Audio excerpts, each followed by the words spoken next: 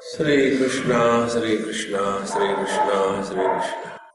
गुरु ब्रह्मा गुरुर्विष्णु गुरुर्देवो महेश्वरः गुरु साक्षात् परं ब्रह्म तस्मै श्री गुरवे नमः। तस्मै श्री गुरवे नमः। हम असल में है तो सच्चिदानंद परमात्मा, लेकिन हम मृत्यु से डरते हैं, अज्ञान से प्रभावित होते हैं और दुखी रहते हैं। एकदम विपरीत। यदि हम सत्स्वरूप है तो मृत्यु का डर कहां से आया? यदि हम चित स्वरूप है तो क्यों अज्ञान में फंसे हैं? और यदि हम आनंद स्वरूप है तो दुखी क्यों होते हैं? तो क्या हमको सुखी बनना है कि हम आनंद स्वरूप है, इस पर चिंतन करना है। और उसके लिए हमको अपना जो दृष्टिकोण है दर्शन का, उस दृष्टिकोण को बदलना है। हमारा दृष्टिकोण है कि हम सबसे अलग है, हम बड़े अनफॉर्चुनेट हैं, हम बड़े दुखी हैं। ये हमारा दृष्टिकोण। अब ये दृष्टिकोण होने का कारण क्या है? इसका जब चिंतन करेंगे तो पता चलेगा कि हमने अपने आनंद स्वरूप को स्वयं ही ढक दिया है, किसी ने नहीं ढका। और इसको ढकने के 5 कारण बताए हैं। एक तो हमने अपने आप को अन्नमय, फिर प्राणमय, मनोमय, विज्ञान में, आनंदमय इत्यादि कोशों में दबा के रखा है। तो इस अपरोक्षानुभूति को प्राप्त करने के लिए साधना कुछ करके प्राप्त करने की नहीं है। साधना है हमको आज तक जो किया है उसको त्याग देना है और प्राप्त कुछ नहीं करना। ध्यान से सुनना। यदि हमारे मन में ये बात आती है कि हमको आध्यात्मिक जीवन जीने से क्या मिलेगा, तो हम आध्यात्मिक जीवन नहीं जी रहे, हम बनिया हैं। बनिया लोग हर बार यही विचार करते मुझे क्या मिलेगा। तो आध्यात्मिक जीवन जीने से कुछ भी नहीं मिलेगा। तो होगा क्या फिर हमारे जीवन में? आप ध्यान से सुनो। जब अभिमन्यु को मारा गया युद्ध के मैदान में, उनके सामने भगवान कृष्ण साक्षात थे। उन्होंने देखा उसको मारा जा रहा। तो अध्यात्म का तात्पर्य हमारे अगल बगल की परिस्थिति नहीं बदलेगी, बदलेंगे हम। अपने को बदलने के लिए जो साधना है उसको आध्यात्मिक साधना कहते हैं, और दूसरे को बदलने के लिए जो उपाय है उसको सामाजिक कार्य कहते हैं। सामाजिक कार्य आध्यात्मिक जीवन नहीं होता। इसीलिए इस अपरोक्षानुभूति में पहले ये विषय लिया है कि पहले हम इस ज्ञान को प्राप्त करने के अधिकारी हो जाए। और अधिकारी होने के लिए साधन चतुष्टय जीवन में चाहिए। पहले अंतःकरण शुद्ध होवे, फिर अध्ययन करने की क्षमता होवे, फिर अध्ययन करने की इच्छा होवे, उसके बाद आध्यात्मिक जीवन का अर्थ ठीक से समझ में आ जाए। ये होने के पश्चात फिर हम विषय में प्रवेश करते हैं। तो विषय क्या है? विषय दुनिया को लेके नहीं है, अपने आप को लेकर के। इसके साथ संबंध क्या है? संबंध ये नहीं कि भगवान कहीं बादलों के ऊपर बैठे हैं और वहां से हमको कुछ देंगे। संबंध ये है कि परमात्मा हमारे हृदय में प्रकट होने के लिए तड़प रहा है, उसको प्रकट होने दो। हम लोग जैसे अपने नौकरों को, अपने छोटों को डांटते रहते हैं, चुप तुमको कुछ नहीं आता। इसी प्रकार से हृदय में जो भगवान है उसको डांटते, चुप तुमको कुछ नहीं आता। लेकिन देखो ये जो तुम कर रहे हो ना ये गलत है, चुप। भगवान बेचारे चुप हो जाते। तो हृदय में जो परमात्मा है उनको प्रकट होने दो महाराज। पहले उनको प्रकट होने के लिए एक एक जो पर्दा है उसको हटाना है। तो पहला पर्दा है देह का। हमने अपने आप को देह को मान के रखा है कि मैं देह हूं। देखा जाए तो कोई भी नहीं कहता कि मैं देह हूं। आज तक किसी ने कहा है कि मैं देह हूं? कोई नहीं कहता। लेकिन हरेक का जीवन कैसे जिया जाता है कि मैं देह हूं, इस धारणा से। देखो, जैसे मैं पुरुष हूं और ये स्त्री है, तो मैं कैसे कहूंगा मैं जा रहा था, और ये कैसे कहेगी मैं जा रही थी। तो ये जो वाक्यों में लिंग भेद आ गया है, इसका कारण क्या है? इसका कारण ये कि मैंने अपने को पुरुष देह माना है। मैं ये कभी नहीं कहूंगा कि मैं जा रही थी, तो लोग हंसेंगे, तुम लड़की थोड़ी हो। माने हमारा जितना भी व्यवहार है जगत में वो देहात्म भाव से ही है। तो ये जब देहात्म भाव प्रकट होता है, उसके पश्चात फिर उसकी ब्रांचेस निकलने शुरू हो जाती है। तो ये देहात्म भाव वाला जो मैं है उसको कहते हैं मिथ्यात्मा। मिथ्यात्मा माने न होते हुए भी जिसको हमने मैं कहा है। मिथ्या माने जिसकी प्रतीति होती है लेकिन जो होता नहीं, उसको मिथ्या कहते हैं। जैसे मृग तृष्णा, जैसे सूर्योदय, उसकी प्रतीति होती है कि सूर्य का उदय हो रहा है, सूर्य का अस्त हो रहा है, लेकिन सूर्य का उदय अस्त कभी नहीं होता। इसी प्रकार से हमने अपने आप को देह माना है, तो क्या हम 24 घंटे अपने को देह मान करके चलते हैं? नहीं। जहां गहरी नींद शुरू हो गई, देह से कोई लेना देना नहीं है, देह कहीं भी पड़ा है। तो ये जो मैं देह हूं, यह जो अपनी भावना है, ये मिथ्या है, सत्य नहीं है। इस प्रकार से चिंतन शुरू करें। तो फिर चिंतन कैसे करें? हम लोग चिंतन करते हैं कि मैं देह हूं, ये कैसे सत्य है। अब चिंतन करना है मैं देह नहीं हो सकता, ये कैसे सत्य है, इस पर चिंतन करना है। तो हमको पता चलेगा कि हमारा देह, हम यदि होते तो इस देह के साथ संसार शुरू हो गया, देह के साथ खत्म हो गया। फिर पाप पुण्य धर्म अधर्म, इसका कहां स्थान है? यदि देह के साथ मेरा जन्म हुआ और देह मरने के बाद मैं मर जाता, तो ऋणम कृत्वा घृतम पिबेत, दुनिया से पैसा इकट्ठा करो, लोगों को लूटो, मौज में पैसा खर्च करो और मरने के बाद खत्म। देखो, तो जो अपने जीवन में नैतिक मूल्य है उसका आधार यही है कि पहले हम थे, अब हम हैं, बाद में हम रहेंगे। देखो, इसीलिए बुढ़ापे में कई लोगों को ये होता है, पूरी जिंदगी तो उल्टी सीधी गंवाई और फिर बुढ़ापे में डर लगने लग जाता है। एक सज्जन ने हमको कहा कि महाराज जी, हमको नरक में नहीं जाना है। मत जाओ, ऑप्शनल है। बोले आपको पता नहीं हमने क्या क्या पाप नहीं किए। हमने कहा देखो, हमने आपको कहा ना कि मत जाओ, आपको जाना जरूरी नहीं और आप नहीं जाओगे।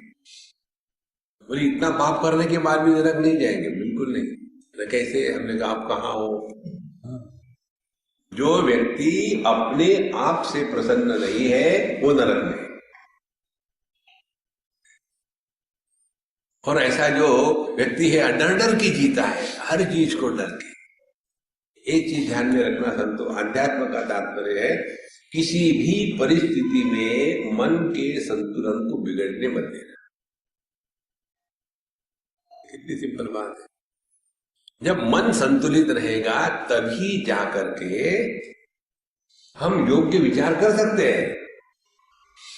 यदि मन विक्षेपित है तो विचार ठीक नहीं होंगे। तो हमको ये विचार करना है कि हम यदि देह है तो सवाल ही नहीं पाप पुण्य का। तो फिर ये कैसा हम देखते हैं, हमको प्रश्न पूछे जाते हैं कि पता नहीं हमारे जीवन में ऐसा दुख क्यों आ रहा है। तो फिर उसका उत्तर तो देना है। कहते तुम्हारे पिछले जन्म के पाप है ना, वो बाहर आ रहे हैं। माने हम पिछले जन्म में थे, इस जन्म में है, बाद में रहेंगे, तो हम देह से अन्य है। दूसरी बात, देह हमारा हमने निर्माण नहीं किया, देह हमारा हमारी बात मानता नहीं, तो हम कैसे देह हो सकते? जैसे ये जो स्थान है ये इस अम्मा का है और मैंने समझे सोच शुरू कर दिया ये मेरा है, तो परेशानी शुरू होगी। और समझो मैंने कहा ठीक है मैं इस स्थान का त्याग कर देता हूं। अरे त्याग तब करोगे ना जब वस्तु आपकी होगी तब। हम किसी अन्य के पत्नी को डाइवोर्स दे सकते हैं क्या? Mrs Gupta I divorce you, वो कहेंगे कि स्वामी जी आपने मेरे से शादी कब करी थी कि मुझे डाइवोर्स दे रहे हो? तो हमारी वस्तु हो तभी तो हम उसका त्याग कर सकते हैं ना। तो जो त्याग का जो अकड़ होती है, हमने सब कुछ छोड़ दिया, क्या खाक छोड़ दिया है? असली त्याग है देहात्म भाव का त्याग, वो असली त्याग। और उस त्याग का अभिमान नहीं हो सकता। ध्यान से सुनना, जिस त्याग का अभिमान हो सकता है वो त्याग नहीं है। देखो जैसे जो वस्तु अपनी है नहीं उसका त्याग कर दिया तो है का अभिमान है। तो देह यदि हम है नहीं, देह हमारा नहीं है, तो उसका हमने त्याग कर दिया तो कौन सी तीर मारे? इसीलिए जैसे चिंतन करो आप, धीरे धीरे ये 5 पर्दे उठाना शुरू हो जाएगा। इसी के द्वारा अपने दृष्टि में परिवर्तन आएगा। ऐसा करते करते फिर देह से हम यदि अन्य हैं तो देह के गुणधर्म हमारे नहीं हो सकते। फिर देह की गुणधर्म क्या है? इसका जन्म है, उसमें बदल है, इसका मृत्यु होता है। तो अब अपने अंदर में देखो क्या हमको जन्म का अनुभव है, क्या हम बढ़ रहे हैं, क्या हमारी मृत्यु हो गई है। देखो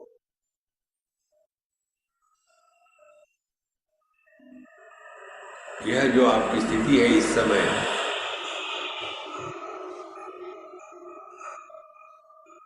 इस स्थिति को कहते हैं कि हम देहात्म भाव का त्याग करने का प्रयत्न कर रहे हैं।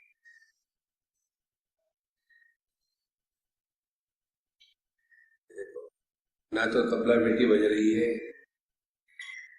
ना तो हाथ में माला फिर रही है, ना तो दान धर्म हो रहा है, ना तो गंगा जी में स्नान हो रहा है। केवल इसके बारे में सावधान सजग रहना है।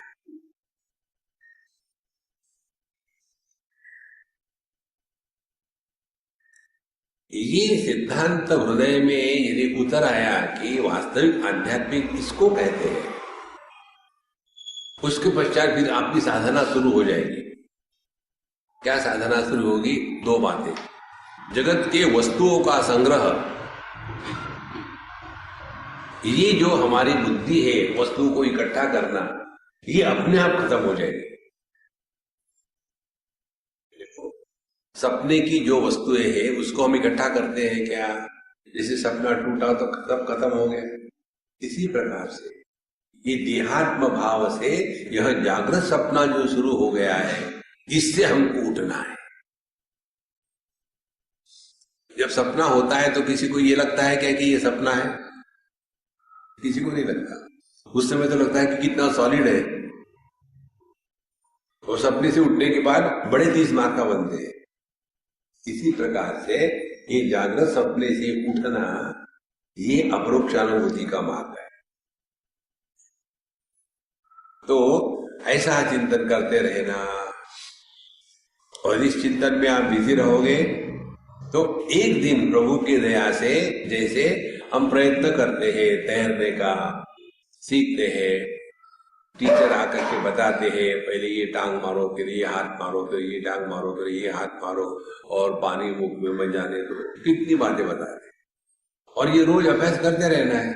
सत्संगत्वे निस्संगत्वम, निस्संगत्वे निर्मोहत्वम, ये रोज सुनते सुनते एकाध दिन क्लिक हो जाएगा। जैसे अभ्यास करते करते एकाध दिन क्लिक हो जाता है, अरे मुझे तैरना कैसे आ गया।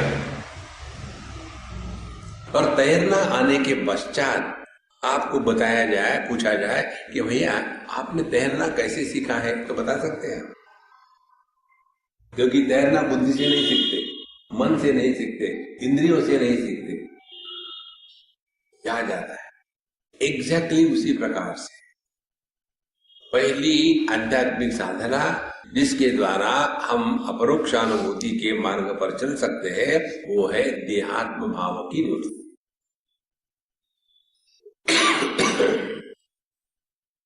फिर आप ध्यान के लिए बैठोगे तो परेशान नहीं होगे, फिर वही यही करना है, सबसे उठा करके अपने आप को रख दिया एक जगह पर, उसके पश्चात अब आपका ध्यान खेलना शुरू हो गया। मेडिटेशन करो मत, मेडिटेशन खेलो। अब हम लोग मेडिटेशन खेलेंगे। अच्छा, फिर क्या है, हम यदि देह नहीं है तो कैसे अनुभव होगा? अब करो चिंतन।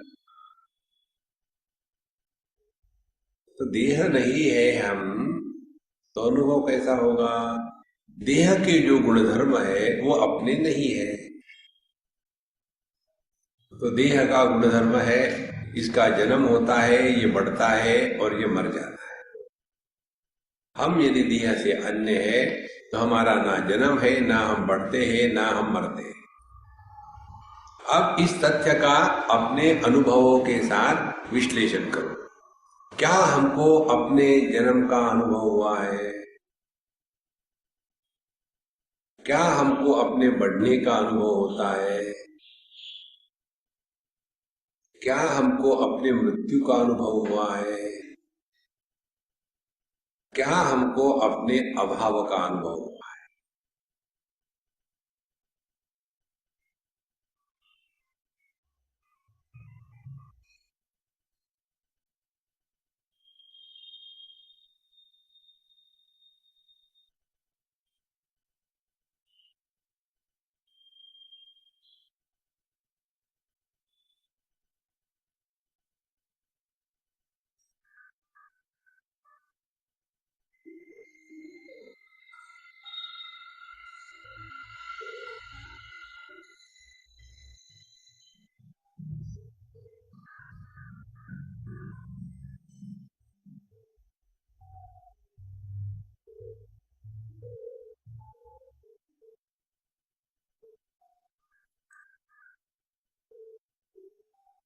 यह देहात्म भाव के निवृत्ति का प्रभाव क्या होगा?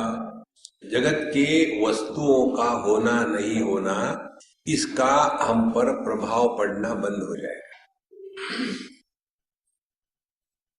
अभी कैसे छोटी छोटी चीजों के लेकर के अब परेशान रहते हैं, ये होना चाहिए, ऐसे होना चाहिए, वैसे होना चाहिए, वो होता नहीं, नहीं दुखी रहते। इसको कहते हैं अपरोक्षानुभूति की साधना। बाहर कुछ नहीं ढूंढना है, बाहर कुछ है ही भी नहीं। और यह होते होते फिर हम इस जगत से उपरत हो जाएंगे। जो वेदांत पढ़ने वाले हैं उनको एक शब्द मालूम है, साक्षी भाव से रहो। हम उसका समर्थन नहीं करते, साक्षी भाव के चक्कर में मत पड़ना। फिर क्या है, उदासीन रहो। उदासीन का तात्पर्य फ्रस्ट्रेटेड नहीं, क्या हो गया जब से वेदांत सुन रहे उदासीन हो, ये इसका अर्थ नहीं। उदासीन माने उत आसीनम। जैसे आप लोग नीचे बैठे, मैं ऊपर बैठा हूं, तो नीचे के बैठक की जो ठंडक है वो आपको परेशान कर, मुझे थोड़ी परेशान कर देगी। मुझे ये कुर्सी परेशान कर रही है, अपनी अलग अलग परेशान।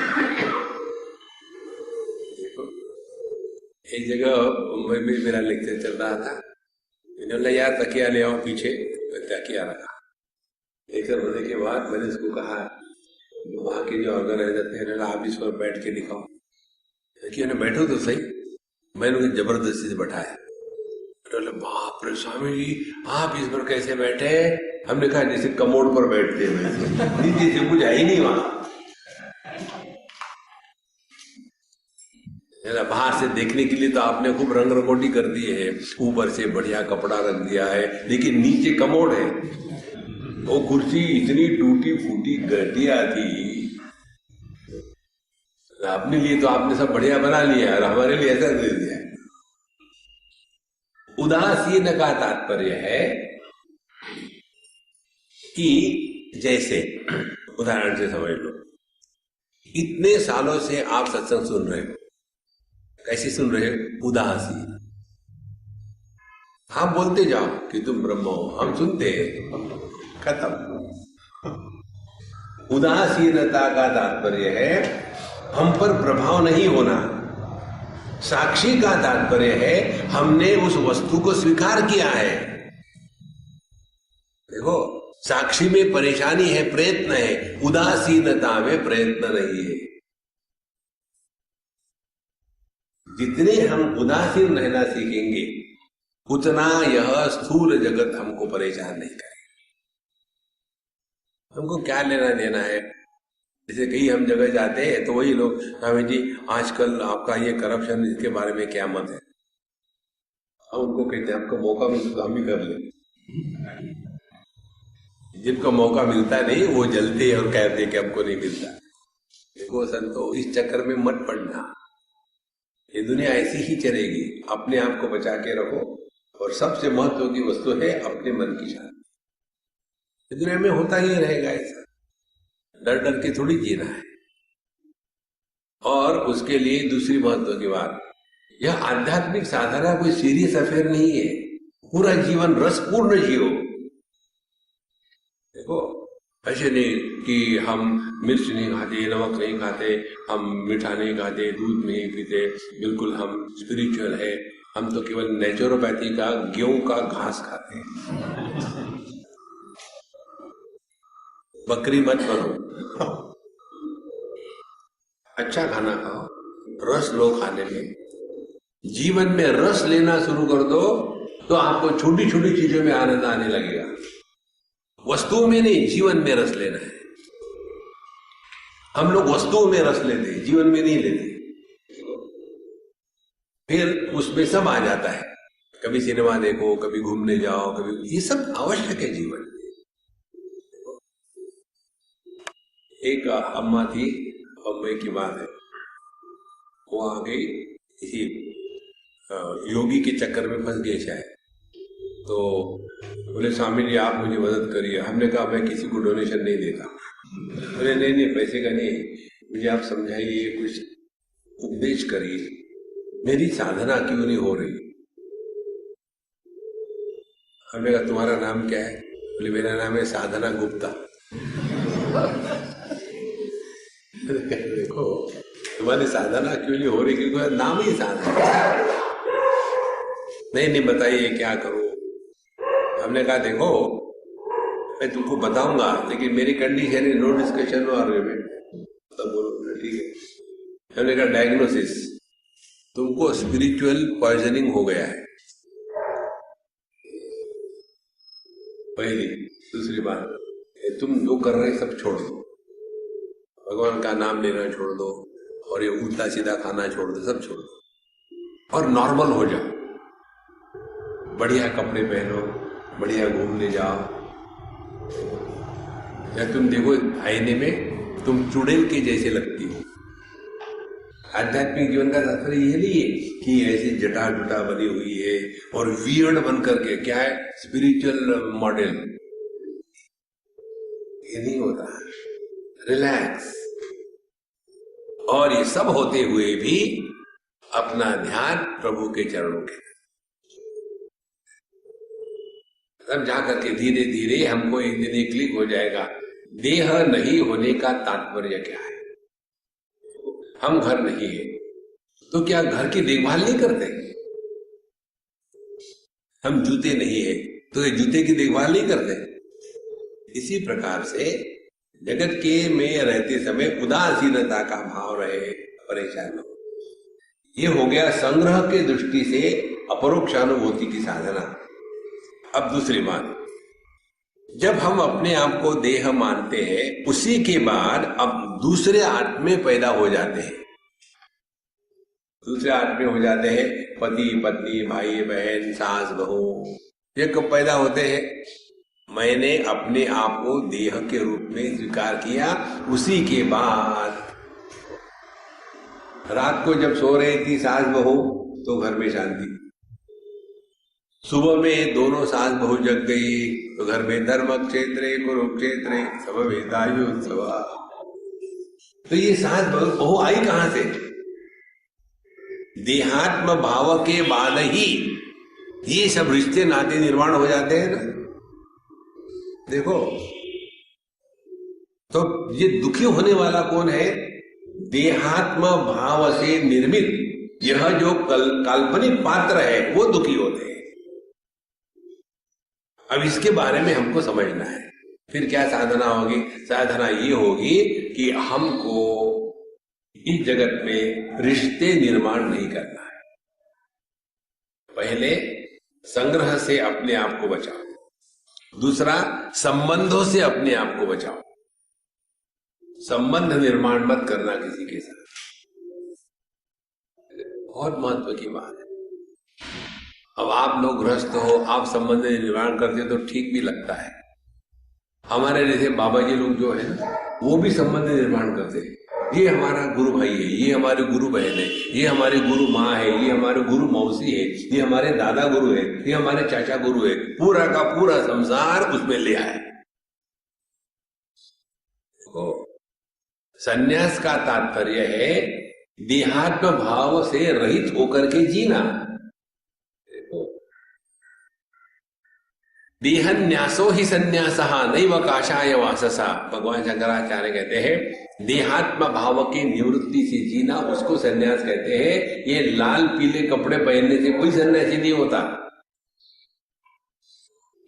लेकिन ये हम कपड़े तो पहन लेंगे और वहां भी रिश्ते नाते शुरू कर देंगे। तो दूसरी साधना जो हमको इस अपरोक्षानुभूति के पास ले जाएगी वो ये है कि हम किसी रिश्ते में नहीं फंसे रहे।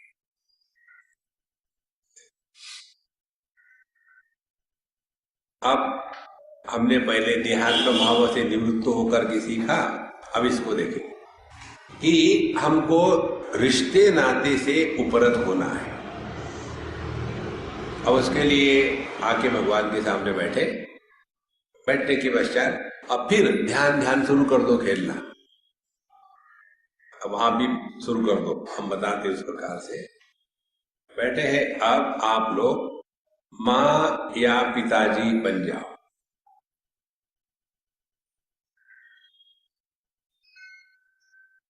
माने कोई रिश्तेदार बन जाओ।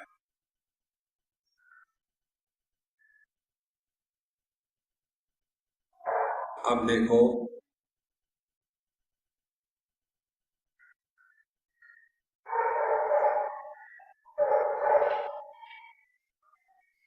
कैसे विचार आ रहे हैं।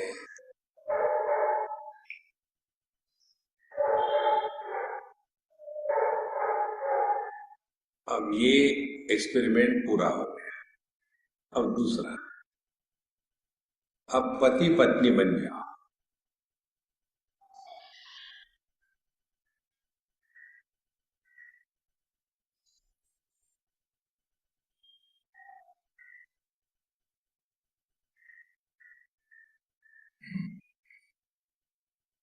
अब देखो कैसे विचार आ रहे हैं।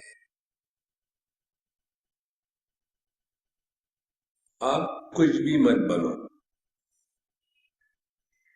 Remain as nobody.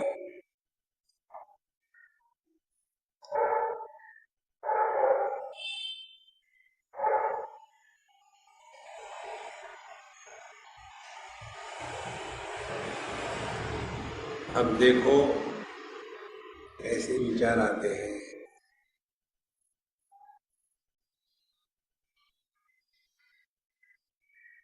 अब आंखें खोलो और सुनो। जब हम माँ बाप बन गए थे तो बच्चों को लेकर के विचार आ रहे थे। जब पति पत्नी बन गए थे तो पत्नी और पति को लेकर के विचार आ रहे थे। और जब हम कुछ भी नहीं बने तो कुछ भी विचार नहीं आते। तो ये विचारों का सिलसिला कहां से शुरू हुआ? इसी व्यक्तित्व से ना। और व्यक्तित्व क्या है? ये अपने मानसिक कल्पना है, वास्तविकता थोड़ी है।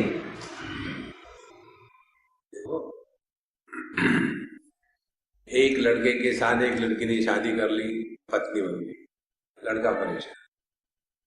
उसके पश्चात उसने डाइवोर्स किया। डाइवोर्स करने के बाद भी वो लड़की जिंदा है, ये भी जिंदा है, लेकिन खुश है। तो ये जो पति बना था, क्या ये पति नाम की कोई वस्तु थी क्या? केवल उसने ये स्वीकार कर लिया था कि ये मेरी पत्नी, मैं पति हूं, इसलिए दुखी हूं। फिर दूसरी कल्पना करी, अब ये मेरी पत्नी नहीं, मैं पति नहीं, खुश हो गया। अरे कल्पना ही करनी है तो ऐसी कल्पना क्यों नहीं करें कि हम मस्त है, दुखी है, ये भी कल्पना है संतो, इसको सत्य मत स्वीकार करना। और ये सभी कल्पनाओं का आधार एक व्यक्तित्व होता है।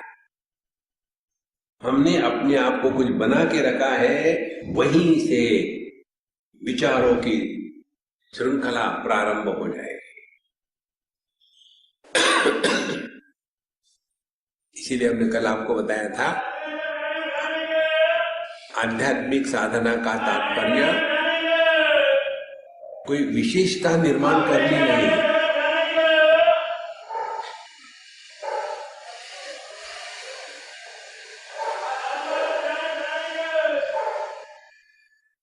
हमको कोई अपने में विशेषता निर्माण नहीं करनी।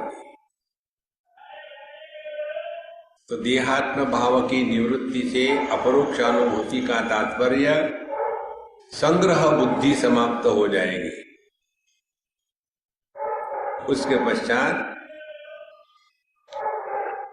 हमने अपने आप को जो देही मान लिया है, मन मान लिया है, उससे निवृत्त होने का उपाय रिश्ते नातों में मत फंसना। एक अम्मा हमको कहती है कि स्वामी जी, मुझे आपको देख करके हमेशा कंफ्यूजन होता है। बहुत बढ़िया बात है, वही मेरा प्रोफेशन है, सबको कंफ्यूज करके छोड़ देना और मस्त रहना। बोले कंफ्यूजन ये होता है, कभी तो मुझे ऐसे लगता है कि आप मेरे भाई हो, कभी मुझे ऐसे लगता है कि आप मेरे पिताजी हो, कभी ऐसे लगता है कि आप मेरे फ्रेंड हो। समझ में नहीं आता कि आपको मैं क्या कहूं। मैंने हिंदी सिनेमा का गाना बोल दिया, प्यार को प्यार ही रहने दो, रिश्तों के नाम न दो। जिस प्रेम में रिश्ते निर्माण होते हैं वो बंधन का कारण है।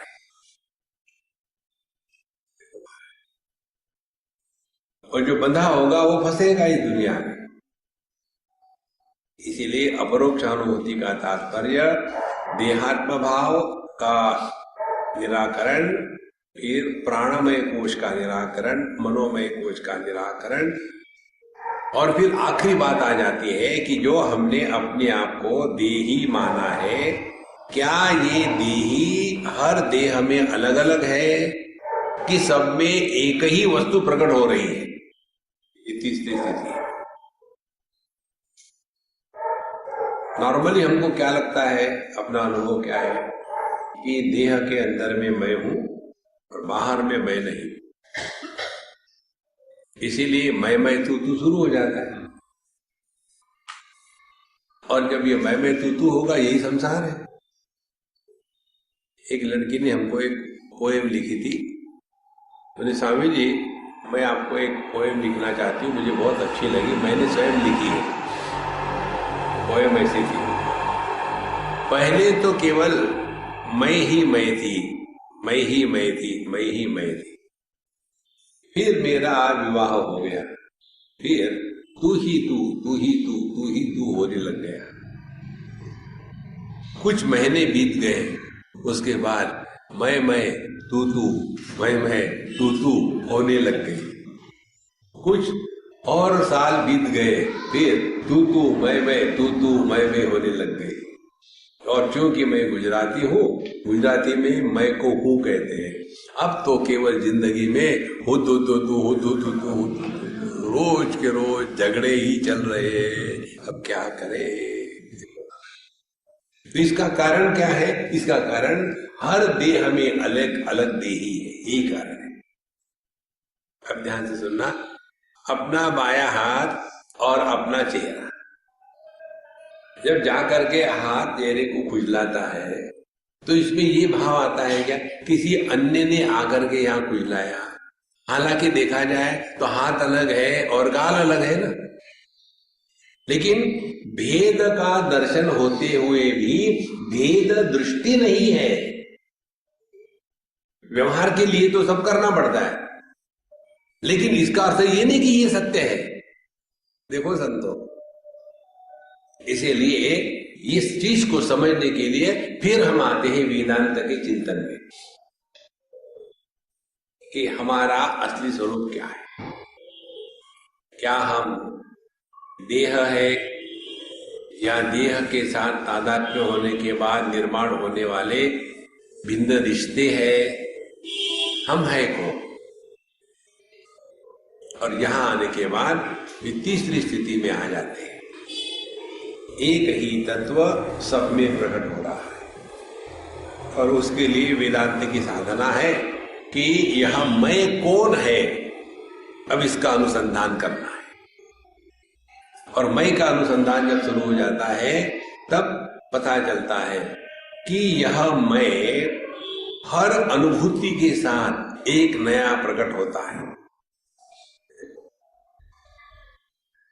बालक जब देह था तो उस बालक देह के साथ तादात्म्य होकर के जिस एक बालक का जन्म हो गया, वह बालक व्यक्तित्व कहां चला गया?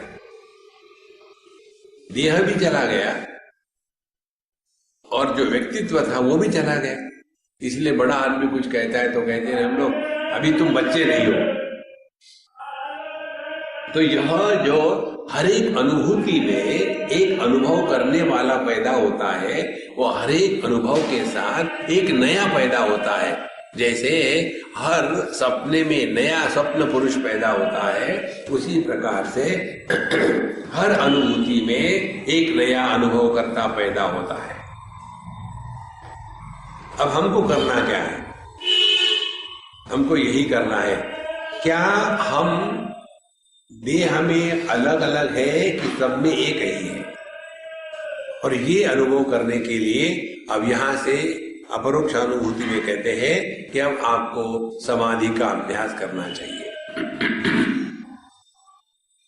फिर क्या होगा समाधि का अभ्यास? देहात्म भाव की निवृत्ति होने से मन देह के आकार को त्याग देता है। जब देह के आकार को त्याग दिया तो अन्य की कल्पना समाप्त हो जाती है। जैसे गहरी नींद में अन्य नहीं होता, गहरी नींद में हम अपने को परिच्छिन्न अपूर्ण नहीं स्वीकार करते। तो जब अन्य की प्रतीति नहीं होती और अपने को अपूर्ण स्वीकार नहीं करते तो उस स्थिति में विचार नहीं आ सकते। विचार प्रारंभ तब होते हैं कि जब देह ने कोई आकार, मन ने कोई आकार धारण कर लिया हो। जब यह मन निराकार हो गया तो पता चलेगा सबका मन एक है। और जब यही मन किसी देह विशेष का आकार धारण करता है तो ये आकार युक्त जो मन है वो व्यक्तित्व की भ्रांति निर्माण करता है। जैसे सबका आकाश एक है,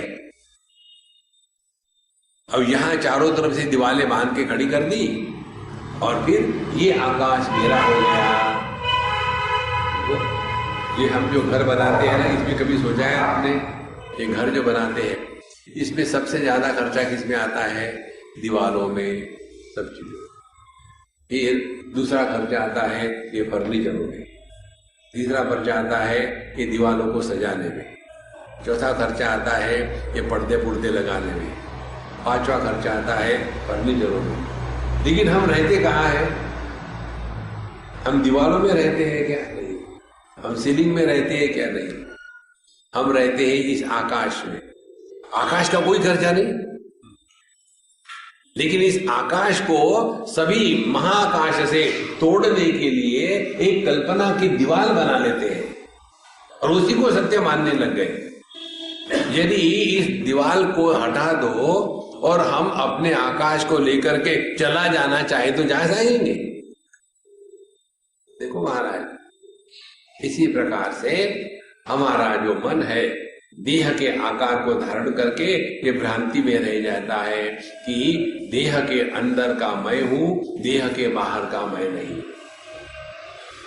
देखो, इसीलिए जब ध्यान के लिए बैठते हैं और यदि देहात्म भाव का निराकरण करना है, यह ध्यान की प्रक्रिया है, तो आपका ध्यान भिन्न प्रकार से होगा। फिर आपके ध्यान में ये होगा कि आपने धीरे धीरे देह को स्थिर कर दिया, निश्चल कर दिया, और मन ने जो देह का आकार धारण किया था, उस देह के आकार को मन ने धीरे धीरे त्याग दिया।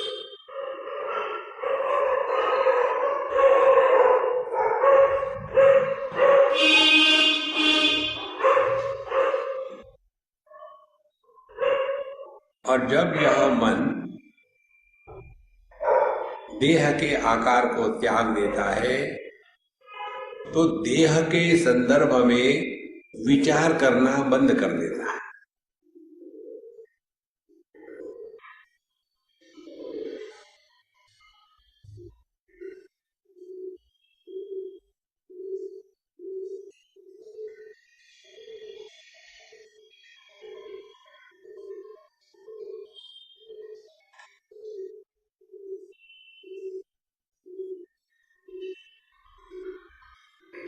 जैसे सुषुप्ति अवस्था में एक भी वृत्ति नहीं उठती, क्योंकि सुषुप्ति अवस्था में मन ने देह का आकार त्याग दिया होता है। उस समय हम देह के अंदर होते हैं कि बाहर होते हैं? उस समय हम कमरे के अंदर है कि कमरे के बाहर है? उस समय हम बेंगलोर में है कि पुट्टपार्थी में है?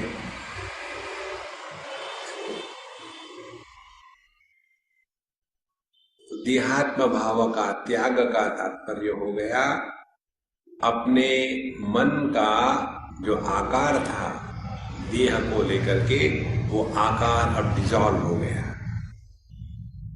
अब इसको ऐसा समझो, 4-6 बर्फ के टुकड़े और उनको एक बकेट में डाल दिया, तो जब तक कि बर्फ क्या है, पानी ही तो है और अन्य तो कुछ है नहीं। तो जब तक के उन बर्फ के टुकड़ों का आकार रहेगा तब तक के व्यक्तित्व रहेगा, मैं तू तू मैं। और धीरे धीरे ये बर्फ का टुकड़ा यदि पानी में घुल गया तो मैं तू कहाँ चला गया? क्या उसका नाश हो गया?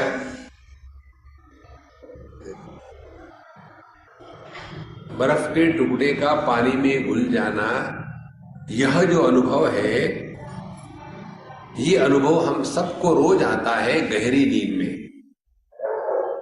यही अनुभव जब जागृत अवस्था में बना रहेगा तब जाकर के हमने आध्यात्मिक साधना ठीक करी।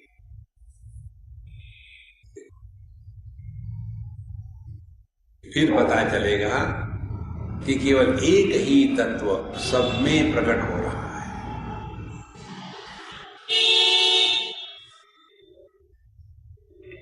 अन्य कोई है ही नहीं।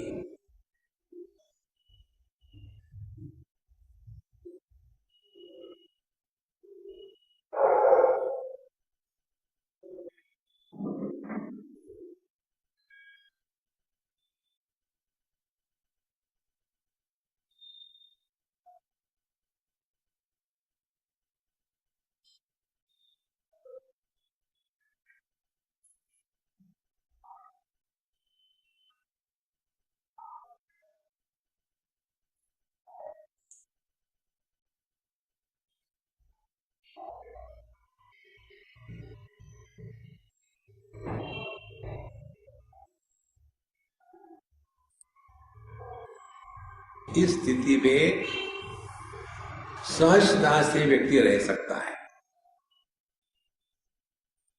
किसी प्रकार के प्रयत्न की आवश्यकता नहीं रहती। पतंजलि महाराज कहते हैं आध्यात्मिक साधना का तात्पर्य है प्रयत्न शैथिल्य। जीवन में कम से कम प्रयत्न हो गए। हम लोग बड़े परेशान रहते हैं, ये करना है, वो करना है, ऐसे करना है, वैसे करना है, और होते काहे को परेशान होते। आध्यात्मिक साधना अपने मन का संतुलन टिका के रखना पहली स्टेज। और ये जितने कर्म कांड में फंसे होते हैं ना, उनमें जितने विक्षेप होते हैं उतने विक्षेप समुद्र में भी नहीं होते। दुनिया भर के विक्षेप, ये विक्षेपों को जन्म देने वाली साधना कैसे हो सकती है? विक्षेपों से मुक्त होना है, उसी में लगे पूरे जीवन।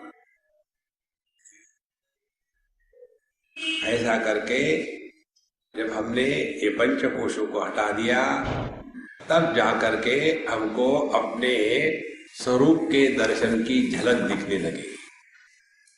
और यह जो स्वरूप के दर्शन की झलक दिखती है, उसके पश्चात फिर सवाल ये आता है, तो फिर हम इस दुनिया में कैसे जिए? तो पहली आध्यात्मिक साधना हो गई अपने व्यक्तित्व को लेकर के। यह जो मैं है ये कौन है, इसका निर्णय लेना।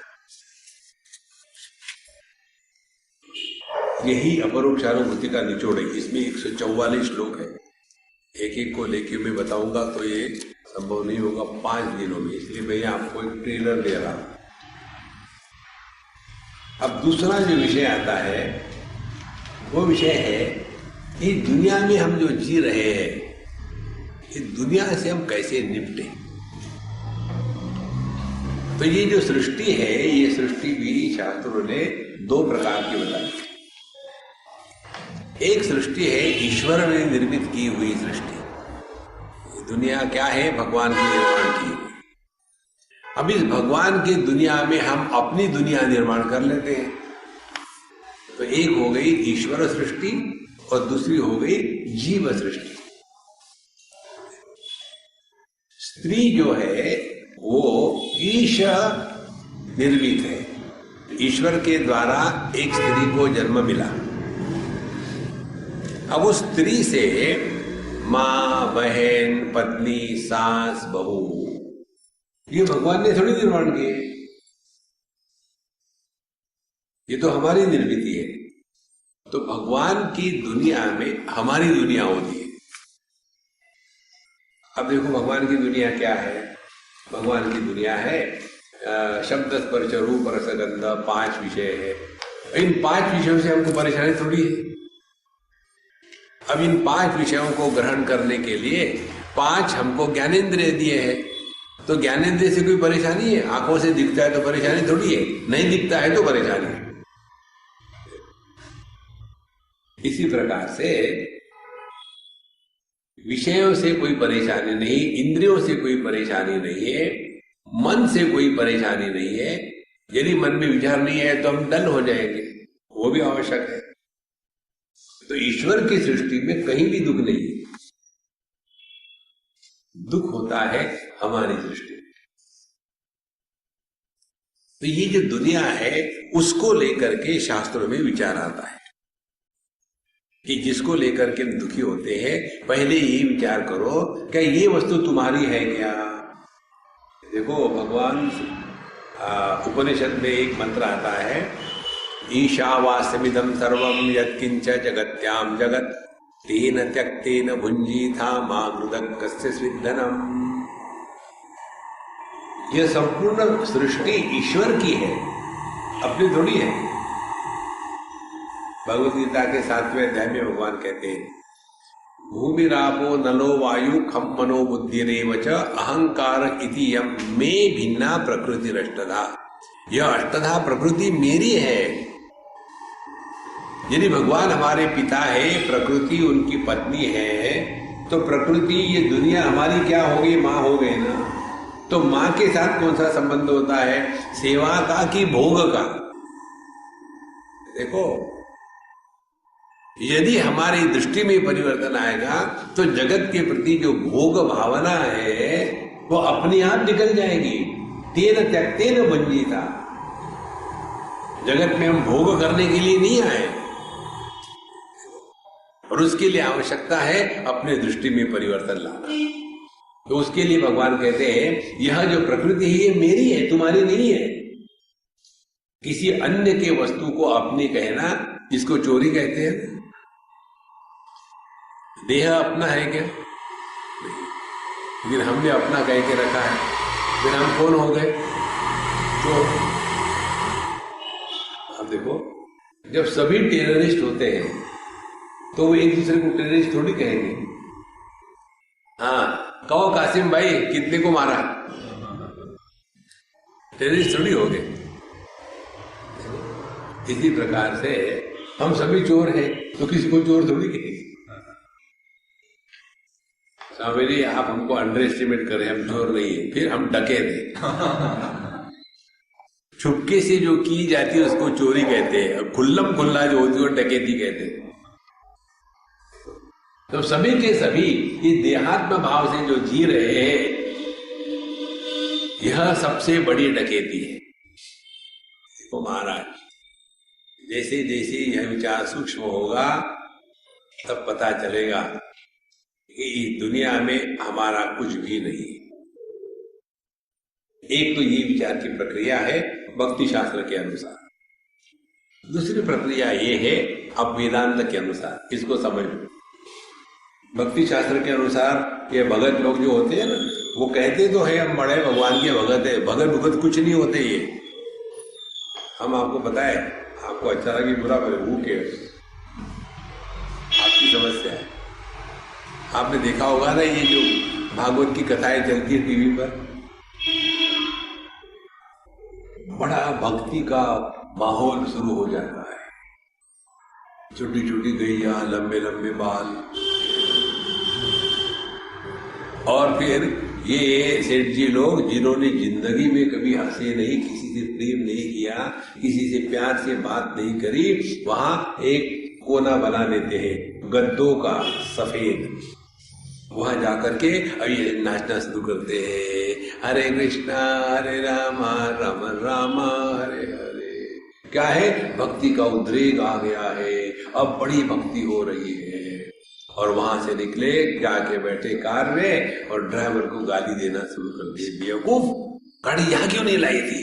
और अभी क्या सुना था, हे भगवान तुम ही सब कुछ हो, ड्राइवर को छोड़। ये कोई भक्ति होती है? देखो महाराज, हृदय में यदि भक्ति प्रकट हो गई तो आपके मन में किसी के भी प्रति दुर्भावना तो बात छोड़ो, एक बुरा शब्द निकल नहीं सकता। देखो हम लोगों का व्यवहार देखो कैसा होता है। जैसे अपने दांत होते हैं ना, दिखाने के दांत अलग होते हैं, चबाने के दांत अलग होते हैं। कल्पना करो मोलार टीथ यहां आ गए तो कैसा भयानक दिखेगा। देखो महाराज, इसीलिए ये भक्ति भुक्ति कुछ नहीं होती, ये केवल एक अपने आप को धोखा देने का एक उदाहरण है। तो फिर इससे निकलने के लिए चिंतन करो। चिंतन क्या करना है? चिंतन के द्वारा हम चिंता से मुक्त होते हैं। चिंता से मुक्त नहीं हुए तो वो चिंतन नहीं था। अब कैसे विचार करना है जगत के बारे में? यह जो जगत है, ये जगत की स्थिति कब होती है? तो हमको बताते हैं यह जगत निर्माण होता है एक परिस्थिति विशेष में। देह के साथ तादात्म्य होने के पश्चात यह स्थूल जगत का निर्माण होता है। देह के साथ तादात्म्य नहीं है तो यह स्थूल जगत नहीं है।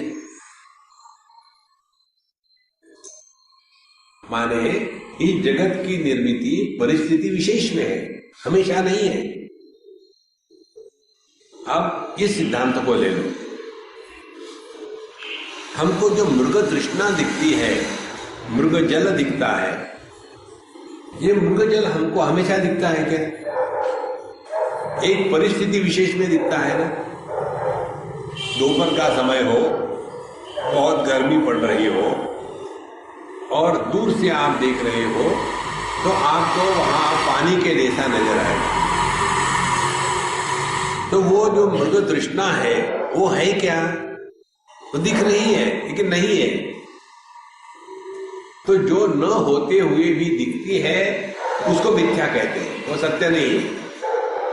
अब दूसरा सिद्धांत, जिस अनुभूति के लिए परिस्थिति विशेष की आवश्यकता होती है वह अनुभूति सत्य नहीं होती। यदि दोपहर के 12 नहीं बजे हो, सूर्य नहीं तप रहा हो, आपकी आंखें खुली नहीं हो, आप बाहर देख नहीं रहे हो, तो मृग तृष्णा का अनुभव होगा क्या?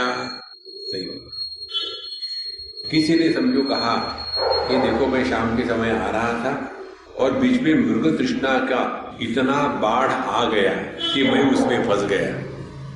तो शाम के समय किसी को मृग तृष्णा नहीं दिख सकती, रात के समय किसी को मृग तृष्णा नहीं दिख सकती। माने जिस अनुभूति में परिस्थिति विशेष की आवश्यकता है। अब आगे चलो, ये बात बड़ी सूक्ष्म है संतो, इसको पकड़ लो तो बड़ा मजा आता है लाइफ में। एक हमारे मित्र है गुजरात में, हमको अपने फैक्ट्री में ले गए। हम बड़े थके हुए थे, हमको नहीं जाना था, फिर भी ले गए। हमारी बात कोई मानता नहीं, ले गए। जाने के बाद फिर हमको अच्छा लगा। तो स्वामी जी मैं आपको दिखाना चाहता हूँ विशेष बात। उनके पास एक भी लेबर ऐसा नहीं था पूरी फैक्ट्री में कि जो फिजिकली चैलेंज नहीं था। किसी को पोलियो हो गया था, कोई अंधा था, कोई बहरा था और किसी को लकवा मार गया था। 100% लेबर चैलेंज। सिर्फ जो फ्रंट डेस्क में एक आदमी था वही नॉर्मल था, बाकी सब ऐसे। और वो मुझे बता रहे थे स्वामी जी मैं इनको पूरे का पूरा तनख्वाह देता हूं और इनका प्रोडक्शन हेल्दी लेबर से 10 गुना है। तो फिर वो मुझे कमरे में ले गए। ऐसा बड़ा हॉल होगा और उसमें 10 मशीनें थी और बड़ा जोर से आवाज आ रहा था, ठाक ठाक ठाक ठाक, कि आदमी वहां पागल हो जाए। तो मैंने हाँ देख लिया, चलो बाहर। बोले नहीं मैं आपको समझाना चाहता हूँ। मेरा सर फूट रहा, क्या समझाओगे? तो फिर भी उन्होंने पकड़ के रखा। फिर मैं उनको झटका मार के बाहर आ गया। बाहर आने के बाद के स्वामी जी आपको वहां 5 सेकंड रुकना कठिन था ना? हाँ कठिन क्या, मुश्किल थी बड़ी। बोले हमारे लेबर वहां 8 घंटे काम करते हैं। हमने कहा देखो मुझे भी पेट पालने के लिए करना तो मैं भी कर लूं। बोले नहीं ऐसी बात नहीं। कैसी बात है? बोले सब के सब बहरे। अब देखो उस दिन ये मुझे सिद्धांत समझ में आया। हम केवल बातें सुनते हैं, समझ में नहीं आता। उस दिन ये बात समझ में आई, शब्द का आधार श्रवण शक्ति है। जिनको आंखें नहीं है तो रूप रंग का आधार अपनी दृष्टि है। अब ये बताओ आंखों के कारण रूप रंग है या रूप रंग के कारण आंखें हैं? किसके कारण कौन है? थिंक। एक आंखों के डॉक्टर के पास एक सज्जन गए, उनको बैठा दिया। हाँ अब हम आपको दिखाएंगे, आखिरी की लाइन पढ़ना। और ऐसा करते ही बिजली चली गई। बिजली चली जाने के बाद अब वो सबको दिखता नहीं। पेशेंट कहता है अब क्या पढ़ूं? बोले रुको बिजली आने दो। माने आंखें काम कर रही कि नहीं कर रही है ये सिद्ध कब होगा? जब आंखें रूप रंग को देख सकती है। अच्छा रूप रंग है ये सिद्ध कब होगा? जब आंखें ठीक है। तो किसके कारण कौन है बताओ? तो जिस अनुभूति में यह म्यूचुअल डिपेंडेंस होता है वो इल्यूजन होता है, वो सत्य नहीं होता। देखो अब ये जो जागृत जगत है इसकी स्थिति कब है? जब जागृत जगत की स्थिति तब है जब हमारा देहात्म भाव होता है। देहात्म भाव होने के बाद जागृत अवस्था है, देहात्म भाव नहीं है तो जागृत अवस्था गायब है। तो कौन किसके कारण? जैसा जैसा आप चिंतन करते रहोगे ना, तब पता चलेगा ये दुनिया को लेकर के जो पागल होते हैं ना, उससे बड़ी बेवकूफी कोई नहीं है। देखो संतो, तो फिर ये जगत क्या है? ये जगत प्रतीत होता है लेकिन होता नहीं। और जो प्रतीत हो रहा है नहीं, उसको लेकर के हम परेशान हो रहे हैं। तो अपरोक्ष अनुभूति अपने स्वरूप का यथार्थ दर्शन होने के लिए आवश्यकता यह है कि इस दुनिया से हट करके अपने स्वरूप पे वापस लौटा। तो रूप रंग की स्थिति आंखों के कारण, आंखों की स्थिति, आंखों में जो दृष्टि है, दृष्टि क्या है? दृष्टि है मन जब आंखों से बाहर निकलता है तब उसको दृष्टि कहते हैं। बल्ब में फिलामेंट है, तो फिलामेंट से प्रकाश कब निकलेगा? जब उसके पीछे बिजली होगी तब। आंखें खुली है लेकिन आंखों में से दृष्टि कब निकलेगी? जब उसके पीछे मन होगा तब। तो रूप रंग कहाँ है? दृष्टि में। दृष्टि कहाँ है? मन में। और मन क्या है? मन है नहीं। तो ये दुनिया कहाँ है? जो न होते हुए पास रही है, और उसी को लेकर के हम परेशान। देखो संतो, जैसे जैसे यह दृष्टि दृढ़ हो जाती है, वैसे वैसे आपका जीवन अपने आप बदलने लग जाता है, करना नहीं पड़ता कुछ।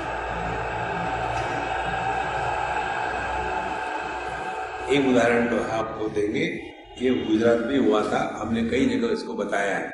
बड़ा सिंपल उदाहरण है, समझ लो तो मजा आएगा। एक बार हमको किसी जगह में, आश्रम में बुलाया था सत्संग के लिए, तो हम टाइम से पहुंच गए 5 बजे, तो शाम का समय था। तो वहां गए तो 3-4 लोग थे। हमने कहा सुन के सत्संग?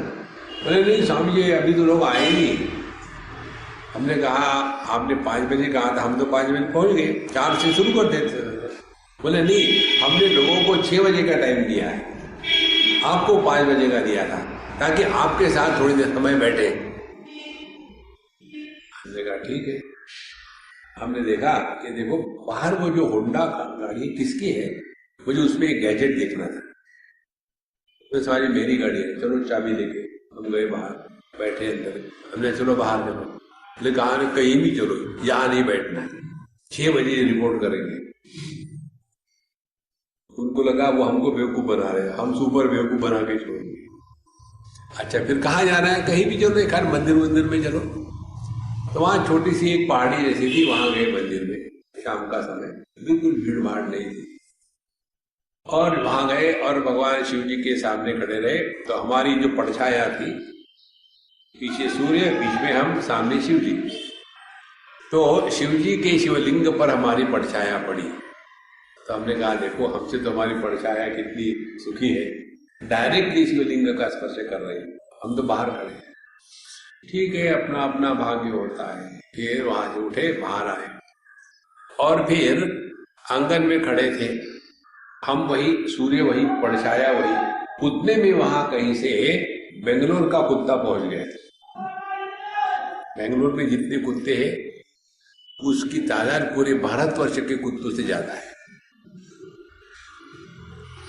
तो एक कुत्ता आया और आने के बाद उसने हमारी जो परछाया थी, पहले उसने दंडवत प्रणाम किया, उसके बाद आत्म प्रदक्षिणा करी और उसके बाद अपनी टांग उठा करके ओम पूर्णमदः पूर्णमिदं पूर्णात् पूर्णमुदच्यते, हमारी परछाया पर उसने अभिषेक कर दिया। अब हमारी परछाया पर अभिषेक किया तो क्या हमको ऐसा लगेगा अरे राम राम ऐसा मत करो? देखो, उस परछाया ने जब शिव जी को स्पर्श किया तो हमको कुछ मिला नहीं। हमारे उसी परछाया पर कुत्ते ने सुसु की तो हम अपवित्र नहीं हुए, क्योंकि वो न होते हुए भी केवल भास रही थी। देखो महाराज, इसी प्रकार से ये जो दुनिया है ना, न होते हुए भास रही है। तो इस दुनिया में कैसे रहे? जिस प्रकार से एक एक्टर स्टेज पर रहता है, सब डायलॉग कितने पक्के बोलता है, एक्टिंग कितने बढ़िया करता है, लेकिन ये सब करते हुए उसको मालूम है ये कुछ नहीं है, ये टाइम पास है। एग्जैक्टली उसी प्रकार से अपरोक्षानुभूति के अनुभूति में दृढ़ निश्चय करने के लिए हमको ये सब करना है।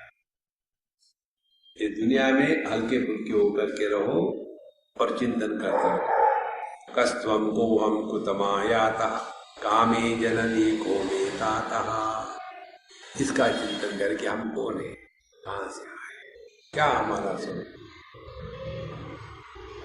जब अपने में है तब ये चिंतन होवे, जब दुनिया के साथ है तो सेवा करें, नहीं तो फिर भी टाइम बचा है तो सामने भगवान को रखो, उनको नहलाओ धुलाओ, पूजा करो, पोथी करो, लेकिन ये सब स्वयं करो, दूसरे को मत बताना। वो कई जगह हम लोग पूजा करते हैं, 25 नौकर साथ में हो गए, एक वो भेजने के लिए होगा, एक खुद ढूंढने के लिए, एक माला बनाने के लिए, और हम जाकर के भगवान लो सब मैंने लाया है। भगवान हंसता है, तुमने किया तो कुछ नहीं।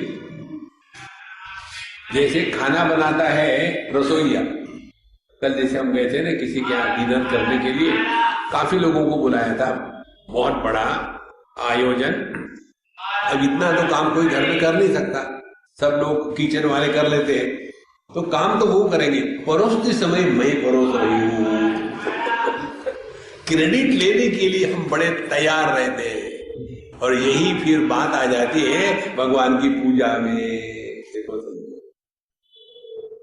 इसीलिए इस दुनिया से अपने आप को बचाओ और चिंतन करो, बिना चिंतन के परोक्षानुभूति नहीं होती। ओम पूर्णमदः पूर्णमिदं पूर्णात् पूर्णमुदच्यते पूर्णस्य पूर्णमादाय पूर्णमेवावशिष्यते। ओम शांति शांति शांति। हरि ओम। श्री गुरुभ्यो नमः। हरि ओम।